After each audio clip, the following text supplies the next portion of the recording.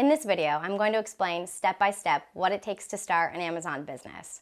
I'll go over what FBA is, how to find products to sell, and which strategies are best for beginners. I'll even talk about how to create a quality listing so that you can actually get these products sold. Make sure that you stick around until the end, because then I'll cover 7 of the most common mistakes that beginners make.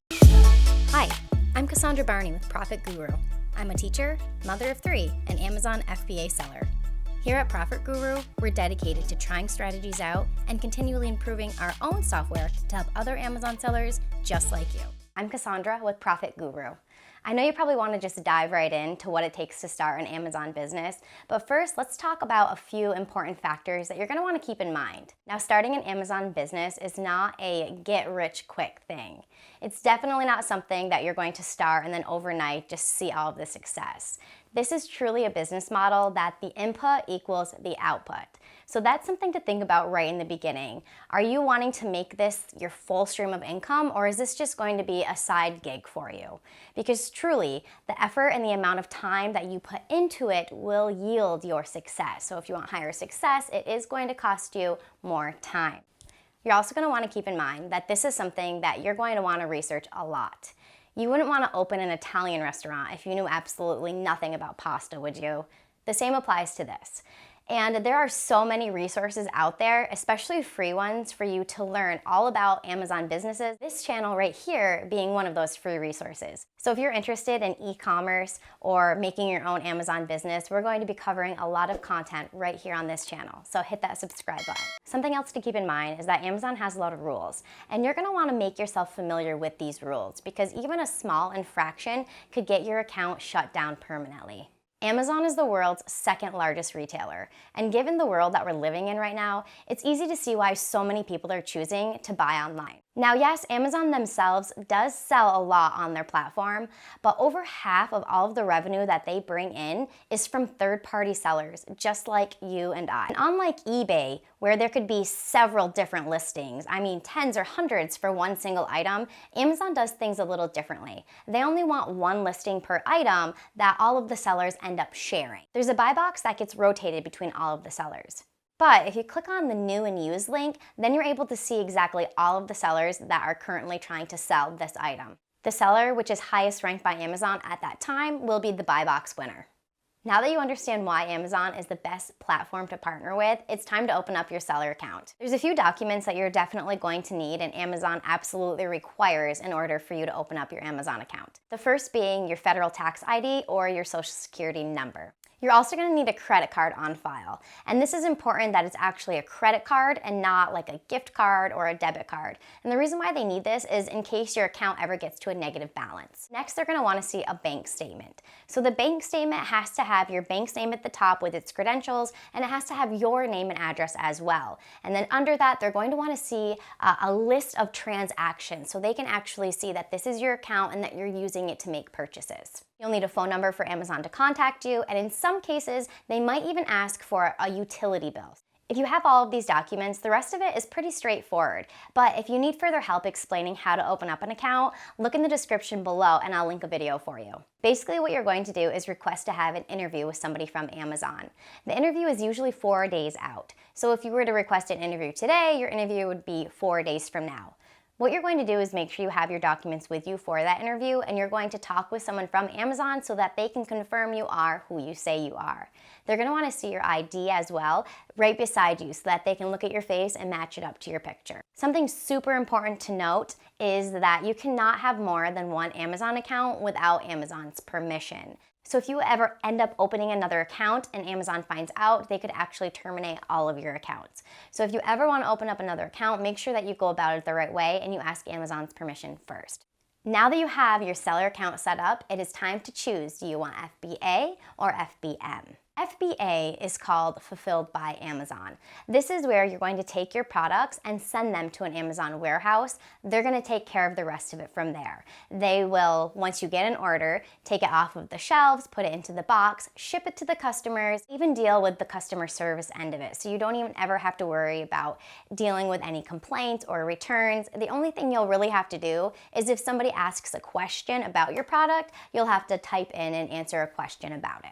So really, this model, Amazon is freeing your hands and freeing your time to do so much else. But if you don't mind holding on to all of the inventory and shipping orders immediately as they're being processed on your seller account, then maybe you want to go with FBM. That's called Fulfilled by Merchant or Merchant Fulfilled. So with this model, it's less prep for you, but you're going to be in charge of a lot more. So as soon as an order comes in, you're going to have to very speedy get that order processed, print the shipping label, take care of the shipping, and get it to the customer. Amazon is very specific about making sure that you stick to the deadlines and delivering things on time. So if you're somebody who maybe you're working another job or you have a high volume of items and you're selling several items a month, FBM might not be for you if you can't keep up with the quota of processing those orders and getting them out the door in a timely manner. You're also going to have to deal with the customer service end as well. So if a customer wants to do a return, if there's something wrong with the item that they got, they're going to be coming to you for that. So it's a lot more time consuming on your end to choose Fulfilled by Merchant, but there's less fees. Obviously, with Amazon doing all of that heavy legwork for you of picking the items and mailing it and dealing with the customer service and storing it in their warehouse, it does come with some fees. But here at ProfitGuru, we 100% of the time will always choose the FBA model over the FBM model. Another reason why people might want to choose FBM, or maybe even do a little mixture of both, is during those times when Amazon warehouses are super busy, like during the holidays. So if you found something you wanted to sell in November, it's not going to be guaranteed that Amazon will get it in time in their warehouses because it's that overloaded at the holidays. So that's when someone might say, okay, I'm going to take these items and I'm going to merchant fulfill them just because I need to get them out fast to the customer during this busy season. Now, let's go over the fees that it's going to cost you to open up your Amazon business. First, you're going to have to choose between two different accounts, one being an individual account and another one being a professional account. Now, the individual plan is free for you to set up, but they're going to charge you a 99-cent fee on every item that you sell.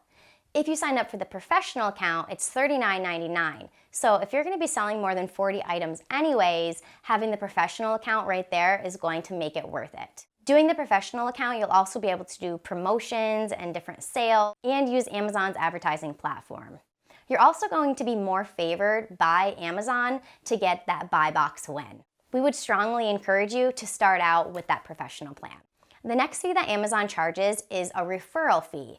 Now, they are a huge platform. You really don't need to do anything to get people to come to your site to make purchases because Amazon has already set that up for you. They have already made themselves so well known that people are just coming to the platform. So they're charging you a referral fee for already having this big database of customers established, which makes sense. The referral fee is generally 8% when you're selling electronics and 15% for everything else. Now, those FBA fees where they're filling it for you in the warehouses, that is also something that you're going to have to be paying for, like we just discussed, and it actually goes based on the size of the items. So if they're taking up more room in the warehouses, you'll have to pay more for that.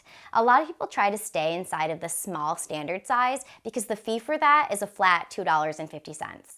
It's less than $1 per cubic foot to have your items at the warehouse unless it's Q4. Q4 is October to December when it's the busier season, and you'll be paying a little over $1 per cubic foot to have your items in the warehouse then. Now, there's also some less common fees that you might have to encounter somewhere along the road. And one of these fees is a removal fee in case you have to get something taken down off of a listing. Maybe somebody hit you with a complaint and you had to remove that item. So Amazon will charge you to take that item back and to ship it back to you. There's also a long-term storage fee. So your storage fee does go up if your items are sitting there for a long period of time, like over 24 months. Because there can be so many different fees, you'll always want to use a profit calculator to make sure that in the end, after the fees, you're still making a profit. ProfitGuru has a really great FBA calculator that will take the guesswork out of this for you so that you're not going to have to memorize all of the different fees. From the dashboard, you can click Calculate Profit or come over to FBA Calculator. Now you'll just want to put in the product's ASIN. The ASIN is just Amazon's unique product identifier. You can find the ASIN for any product by scrolling down all the way to the product details.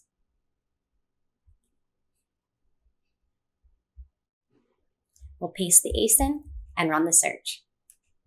Now my product will pop up and I can see all of the information on its dimensions, its weight, category, and brand. If I scroll down, here's where I can calculate the profits. The sell price is what you'll be selling it for on Amazon. Next, we'll see the selling on Amazon fees, and then the FBA fees. For the shipping to Amazon, the lighter and smaller the items, the cheaper the shipping is. Since this is a really light face wash, I know that I can fit a lot into a box, so it's probably going to run me between 20 to 40 cents per face wash to ship. For the cost price, this is where I'm going to put in how much I'm buying the item for. Let's say I found this face wash for $2. Now I'm going to calculate the profit to see what my net profit and my ROI will be after all of the fees. You can see that this item would make me a net profit of 96 cents, and the return would be 48%. Now let's talk about how to find items to sell using the best sellers rank, also known as a BSR. This rating is a really important metric to know and understand when you're choosing which products to sell on Amazon. Knowing the BSR is going to help you to understand if this is a product that's actually making profits and if it's stable. So the BSR is a ranking that's calculated for each popular product that's sold on Amazon. Some people sometimes get confused if it's better to have a high BSR or if it's better to have a low BSR. So when you think about this, think about winning a race. If you are the best one in that race, you're going the fastest, you're number one. You won the race. The same goes with BSR. So the lower the BSR, the better of an item this is. So if something has a BSR of 1, that means it's the best in that category and it's flying off of the shelves. Something that has a BSR in the millions, you're probably going to want to avoid those products because they're not doing too hot. Let's take a look together at a couple of items so that you can see where the BSR is. When you're looking at the BSR, you're going to notice that there is a main root category. So in this example, grocery and gourmet food is the root category, and that's the BSR that we care about. To easily find the BSR, you're going to scroll down on the item, all the way down until you get to the product details. Here I can see best sellers rank. So for the root category, grocery and gourmet food, this has a rank of 7,210, which you might think that that's a high rank. But in all reality, there are over 3 million products in this root category. So to have this as a rank, it is in the top 3%, and this is a good rank to have. Now, sub-rankings can get a little bit confusing. When I look at this Blu-ray disc, let me scroll down and see what its BSR is. Right here it tells me that this is number 93, which that's even lower than that item that was in grocery and gourmet food. But because this is a sub-ranking, there are not over 3 million items here. This sub-ranking only has a few thousand. So when you think about it that way, this really isn't a great rank. Now, sometimes you won't find a ranking on an item, and that can happen for a number of reasons. Maybe this is an item that's completely new to Amazon and it hasn't been sold on the platform yet, so therefore it doesn't have a ranking. Sometimes Amazon themselves resets it and removes it really for no reason at all. And sometimes Amazon also recategorizes something and moves it from one category to the other, which will also reset the ranks. Now you might be thinking to yourself, okay, how exactly though can I use this BSR to see how many sales an item is making? And that is when you're going to want to use ProfitGuru's Sales Estimator. This sales estimator is going to give you a rough estimate of the sales volume for Amazon products based on the product's sales rank and current price. But keep in mind that this is just an estimate and no sales estimator tool is 100% accurate. From the dashboard, you can come down and hit Estimate Sales, or from the tabs, Sales Estimator. Now we'll just paste in the product's ASIN number and search product. I'll be able to see the current as well as the 7-day and 30-day average sales volume to help me to determine if sales are more likely to go up or down. I can even see that number divided by the number of sellers, so I can get a pretty good look at how many sales each seller's making. Scroll further down, and you'll be able to see a chart that's going to show you how the sales rank has changed over time, as well as the price. This gives you an idea of how well the product might perform in the future. I can even see the level of competition that I'm facing. I can move this bar and go all the way back to the date that this product was put into our database. If I was working with a team or a partner and I wanted to share this information with them, I could quickly come over and hit FBA Calculator, throw in the same ASIN,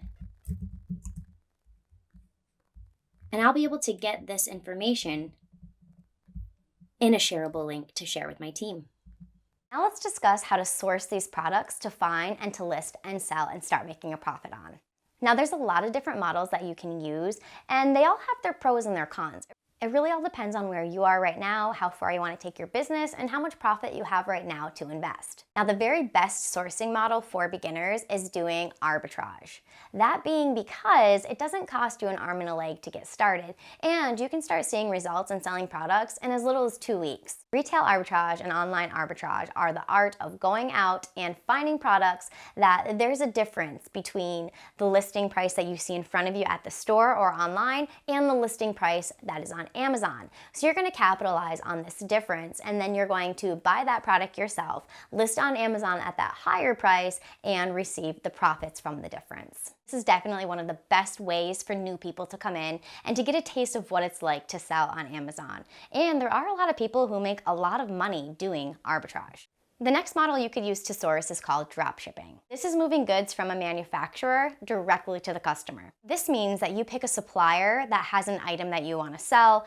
You have to drive people to you by opening up your own website or Shopify, somehow get the traffic flowing to you, the customer places an order, and then you go to that manufacturer that you're working with and tell them that you have an order, then they ship it out. So you actually don't buy the product until you have a sale for it.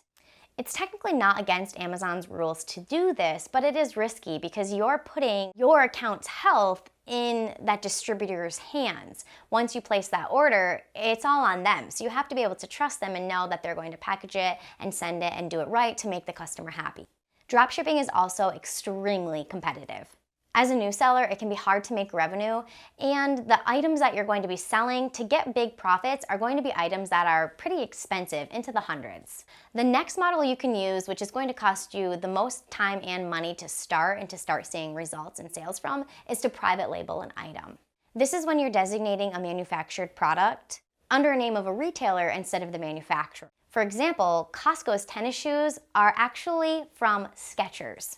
So with this model, you're going to take a generic product that you know is already selling. You're going to find somebody, typically overseas because that's where it's cheaper. You'll find a manufacturer to make this product, and then you will try to improve it somehow, and then you'll put your own brand on it. The profit potential here is extremely huge. Typically what these manufacturers do is the higher quantity that you order, the cheaper you can get it for. So if you find something that looks like it's going to be a profit for you to sell, but you only want to get 50 of them, you might have to pay $4 or $5 per item.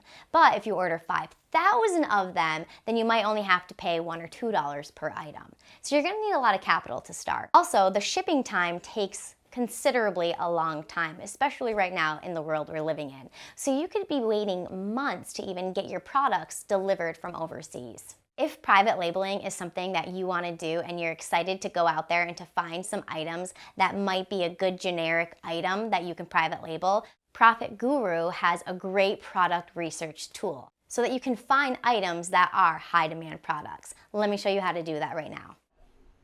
To find products that are in high demand with low competition for private label opportunities, I'm going to come to ProfitGuru and click View Products or the Products tab on the side. The idea is to find popular products that are already selling, but that show room where I can improve the quality and listing. I'm going to come over to Advanced Filters. For the sales rank, I want to make sure that this product is something that is of high demand. For the monthly sales, to make sure the item is getting a good sales volume, I can set this to make sure that there's at least 200 items selling monthly. For number of sellers, I want to make sure that I'm not looking at any items that are already a private labeled item. So I'm going to put 3 for the number of sellers. Because if there's only 1 or 2 sellers on the listing, that indicates that it's probably a private labeled item. For the price, I'm going to want to make sure that there is room for a margin of profit. So I want the price to be at least $15. For weight, the idea is to get light items so we can stay in the small category and have the smallest fees possible. So I'm going to put in for a weight no more than 2 pounds. For number of reviews, I want to look at items that show room for improvement, so I don't want to see any more than 50 reviews. For the LQS, the listing quality score, I want to find listings that show that there's room for improvement. So if the listing was a 10, that's a great listing. I'm going to want to look at listings that are lower and see areas that I can improve this listing. So I'm going to set this to a 5. Now let's run the search. Now I can see a huge list of items that are already selling well, but show room for improvement. Just at a quick glance, I can see things like the price they're selling for, the fees, its sales rank, estimated sales, and number of sellers. If I wanted to jump in to see the Amazon listing, I could click right here. Or if I wanted to view some historical data, I'd click here. These graphs are full of data, and I can even filter them by the month. On this top graph here, I'll be able to see how the listing prices have changed over time, as well as the sales rank. On the bottom graph, I'll be able to see how the number of sellers have fluctuated throughout time. This is also a great way to see if an item is seasonal. If it's only making sales during a certain time of the month, then it's a seasonal item, and you'll want to avoid that. Wholesale sourcing is the next model that you can choose from. And this model also has the potential for really good profits. You're not coming up with a new item, but what you're doing is finding items that are already branded and getting them from wholesalers, making a relationship with them, a wholesale account, and getting these items for the lowest price possible that you wouldn't be able to get at big chain stores. This is the model that we use the most here at ProfitGuru because it just makes sense. It checks all of our boxes. We also use our software at ProfitGuru to be able to search for brands and to find wholesalers very easily. I can use ProfitGuru to find quality brands that already have a lot of listings on Amazon. Let's set some advanced filters. If I have some categories in mind that I want to find brands for, I could select as many as I wanted here. I want to find really great brands that have a lot of products. So for number of products, I want there to be at least 100. I don't want a lot of competition from Amazon. So where it says percentage of listings with Amazon.com as a seller, I don't want to see any listings that have Amazon on it more than 40% of the time. For the price, I want to leave room for a margin of profit, so I'll set that to 15. For the weight, I want to stay in the smallest tier possible to have the smallest fees, so I don't want to see anything larger than 2 pounds. Let's search. Now I can see a list of brands that have a large number of items already selling on Amazon. I can see the average number of sellers per listing, average FBA sellers, percent of listings with Amazon on them, their estimated monthly sales, and the specific sellers that are selling these brands. From these filters alone, I have generated a list of 3,377 brands that I can look through that I might want to work with. While it's important to eliminate competition from Amazon, it's also important to eliminate competition from the brand themselves. So over here where it shows me who's selling the brand, if you see the actual brand themselves selling it, you're probably going to want to avoid those brands. For example, A Cheerful Giver is the brand, and I can see that they're selling their own products. A lot of big, well-established brands aren't going to want to work with smaller companies or Amazon sellers. So this is a great way to see thousands of brands that you'll reach out to see if they want to work with you. Once you've found a brand that has products that you're interested in selling, you'll just click on the brand's name. Now I can pull up any information about that brand. The idea is to cut out all middlemen and go to the brand directly so that you can get the products for the bottom dollar price. However, if the brand doesn't sell to Amazon sellers, then there are also suppliers available next. I can scroll down and see brand statistics and the stats from the graph. I can also filter across the top. So if I wanted to see the items with the most monthly sales first, I could click this arrow. Now that you have your items that you want to sell, if you're doing arbitrage where you're selling something that already exists, you're just going to hop onto a listing that's already made.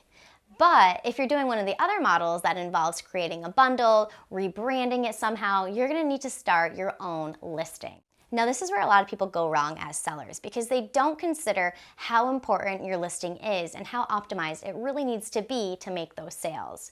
Some things that can go wrong is you don't have good photography, you didn't use bullet points, you didn't have a well enough description of the item, and these are all going to affect how many sales your item makes. Let me break down for you the different parts of a listing. First, you're going to have the title at the top. This is the main description of the listing. You're going to want to find good keywords to use and use them all in the title. Next, you'll see the buy box. This is what rotates between all of the sellers if there's more than one seller in that listing. And the buy box is going to be given to who Amazon favors. They might favor them because they have good account health, because they're an FBA seller. There's a variety of reasons why Amazon might favor you. Now we have our images. People buy with their eyes. So you're really going to want to have some high quality photos here that are showing all of the sides of your item.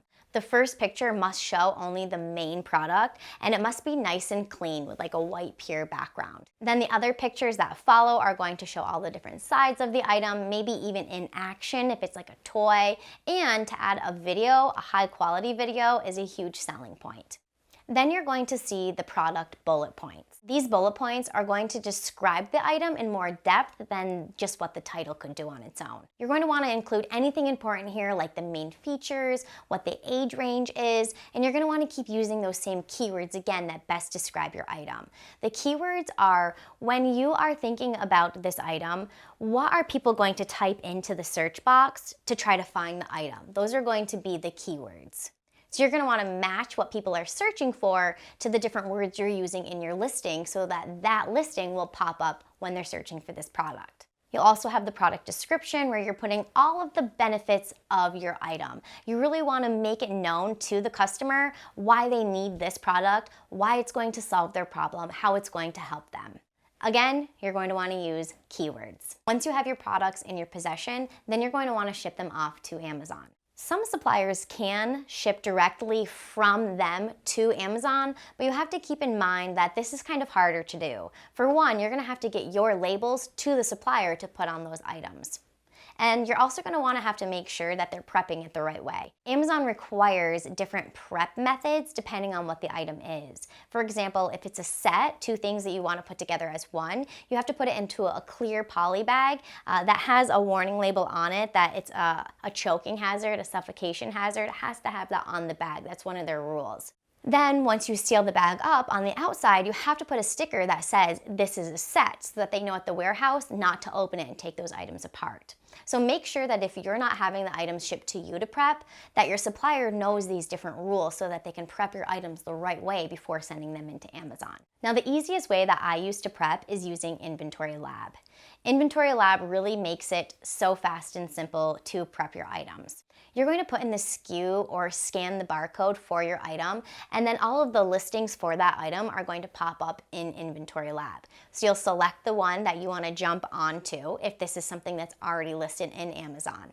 Next, you'll just enter in where you sourced the product from and how much you paid and how much you want to list it for. Then it's going to show you your profits. You're also going to need a thermal label printer so that you can print out each FN SKU to put on top of the actual barcode that the product has. When you're sending it to the warehouse, they're going to have to scan these barcodes to get an inventory count. So if they're scanning the actual barcode on the product, that's not going to match up to you and your seller account. So you want to make sure that the actual product barcode is hidden with the FN SKU that you're going to generate and print out. Next, all you need to do is put everything into the boxes that it tells you to. If you have to split the order up into separate boxes, you can do that very easily. You're gonna have to weigh it and then print out the shipping label, put it on top, and that's it. If you chose a model like private labeling where you had to create your own listing, this is where you're going to want to take into account that now you'll have to do some advertising. You'll have to put out some PPCs and campaigns to pull the customers to you. Now that we've got through all of that, exactly what you need to do to start your own Amazon business, let's talk about some of the most common mistakes that beginners are making. Some of these mistakes are pretty easy and common to do, but they can lead to your account being shut down permanently.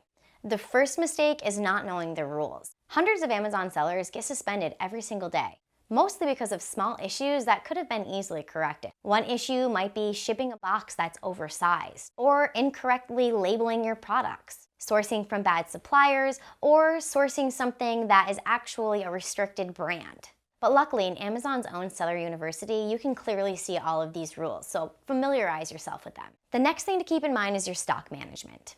Yes, at first, it is going to be difficult for you to know how much inventory that you need to keep on hand, but you'll be losing out on big money if you don't have enough quantities for buyers to get. The good rule of thumb is once you know how many items you're going to be selling of that product, have at least 30 to 45 days worth of a supply in at a time. The next thing is your cash flow. Yes, it can be tempting to dump all of your cash in because you're excited to get going, but what would happen if you did something wrong and Amazon suspended your account? Now you have all of these products that you invested in and you're not going to get the profits out of. So it's best to always reserve some of your cash and to have it on hand. Now, a huge mistake that I see new sellers making is not matching the listing exactly. So they might find a product and think that it looks like the listing, it's the same title, the picture looks similar, but maybe the ounces were off. Maybe it's a bottle of lotion and it was a 6-ounce bottle, and the bottle that you bought is only 5.6 ounces. It's not that 6-ounce. So right there, the listing doesn't match. So if you jumped onto that and then somebody bought it, they can come at you for listing something that was not actually as described. So you really want to read each listing super closely. Look at the description, look at the pictures, look at the bullet points, and make sure that item that you're trying to sell is the exact item that's shown on the listing. Number 5 error is something that I did mention in the beginning, and that is trying to open more than one account. If you do get suspended, it can be really tempting to open up a second account, but don't do it because Amazon will catch up to you and then you'll be in even further trouble with them. Never open up a second account unless you get Amazon's permission. Number 6 mistake is trying to lure customers away from Amazon. This is a big no-no for Amazon, and they make it perfectly clear in their rules. You cannot put anything in your packaging or say anything to your customers that's trying to lure them outside of Amazon to go somewhere else. For example, if you have your own website and you're trying to get those customers to come to your website, that's a no-no. You can't lure them off of Amazon's platform. And the number 7 mistake is miscalculating your fees. You might think that something is going to make you a profit, but if you're not looking closely at the shipping fees or the FBA fees and make sure that this is actually a profitable item, then you might end up losing money. So always double check those fees and the shipping cost. There is so much information that I could give you on this topic of starting your Amazon business and which way to source and creating the listing. But in the interest of time, because this video is getting lengthy, I'm going to cut it off there for you. Hopefully you were able to get a lot of knowledge from this video. Keep in mind the fact that this channel is going to be putting out high quality content on e-commerce and selling on Amazon. So if this is the type of content that interests you and you want to learn more with us each week, then make sure you hit that subscribe button and give this video a thumbs up. Thank you so much for watching, and I hope that you were able to find value in this video and that it's getting you one step closer to opening up your own Amazon business.